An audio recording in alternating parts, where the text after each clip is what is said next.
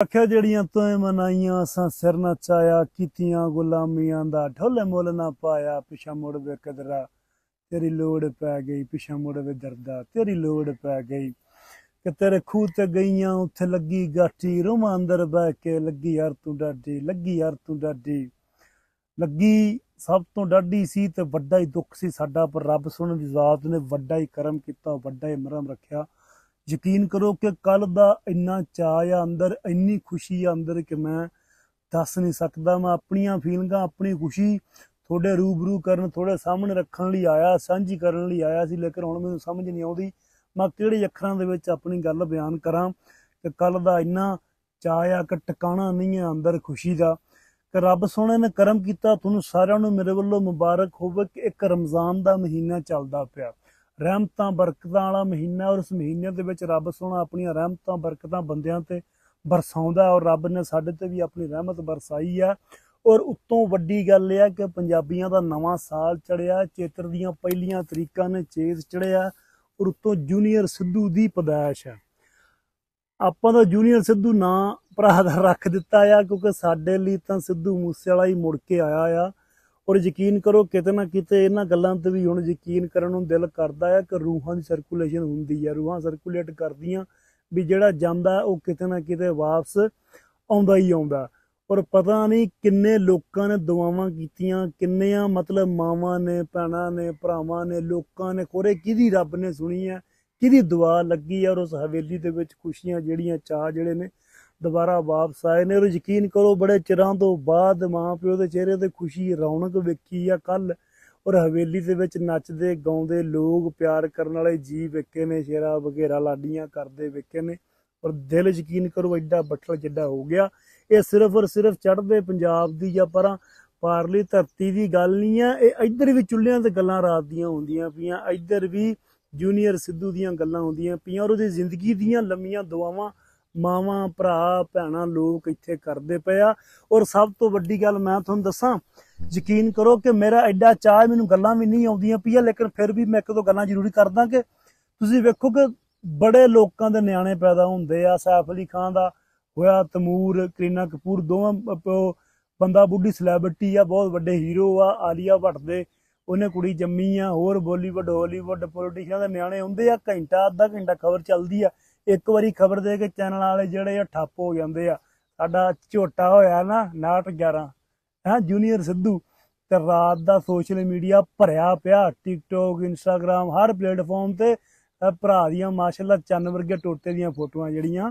ओह चलदियां पियां इहनूं कहंदे आ सलैब्रिटी। और झोटा साडा जमदा ही सलैब्रिटी आ जवाक जिहड़ा है ना बहुत घट नसीब इहो जिहे लोकां दे हुंदे आ बहुत घट मेरा ख्याल हुंदे ही नहीं आ। पहला जवाक आ जिहड़ा जम्मण तो पहलां सलैब्रिटी बन गया जम्मण तो पहलां जिहदियां खबरां न्यूज़ां जिहदियां आउणियां शुरू हो गईयां सी। और इस साडे झोटे नूं निक्के नूं मैदान लग्गा लगाया लभना इनू मैदान लग्गा लगाया लभना क्योंकि अज ये पैदा होया 2024 दे विच ते पूरी दुनिया नूं पता कि मूसे पिंड च मानसे जिले दे विच मालवे दे विच कोई न्याणा जम्मिया। लेकिन अज तो 28-30 साल पहले सिद्धू मूसेवाला जदों पैदा होया सी ना उदों वर्ल्ड वाइड दुनिया दे किसे नूं भी नहीं पता ईवन कि मूसे पिंड दे लागे लागे पिंडां नूं भी नहीं पता सी कि इत्थे शुभदीप सिंह उर्फ सिद्धू नां दा कोई बंदा बलकौर सिद्धू दे घर कोई न्याणा जिहड़ा ओह जम्मिया किसे नूं नहीं पता। लेकिन ओह झोटा एडा वड्डा मरतबा कर गया मूसे पिंड दा मानसे दा पंजाबीयत दा साडी पगड़ी दा साडी बोली दा मान सम्मान एडा कर गया। सब तो वड्डी गल ओह पाकिस्तानियां नूं पंजाबी बोलण ते मजबूर कर गया उन्होंने पंजाबी गाने सुनन ते मजबूर कर गया। लीड क्लास दियां कुड़ियां मुंडियां नूं साडी यूथ नूं नवीं पनीरी नूं छपरी साडे मुंडियां नूं पंजाबी गाने सुनन ते मजबूर कर गया। एडा वड्डा मैदान ला गया ओह जिहड़ा ओहदी वजह तो अज साडा जिहड़ा निक्का झोटा है वह भी दुनिया दे उत्ते इक नां है और सज्जिया सजाया इनू मैदान लभ्या। और असी चाहांगे कि रब सोहना इहदी लंबी जिंदगी करे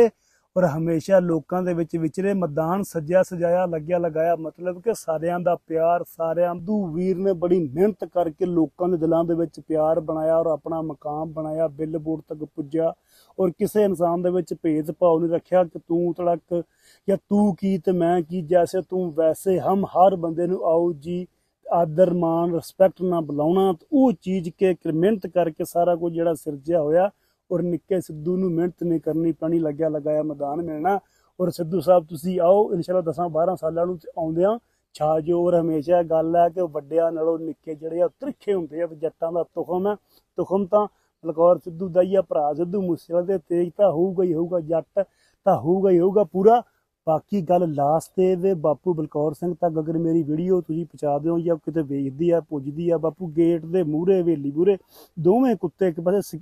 ਇੱਕ ਪਾਸੇ ਸ਼ੇਰਾ ਤੇ ਦੂਜੇ ਪਾਸੇ ਬਘੇਰਾ ਬੰਨ੍ਹਦੇ,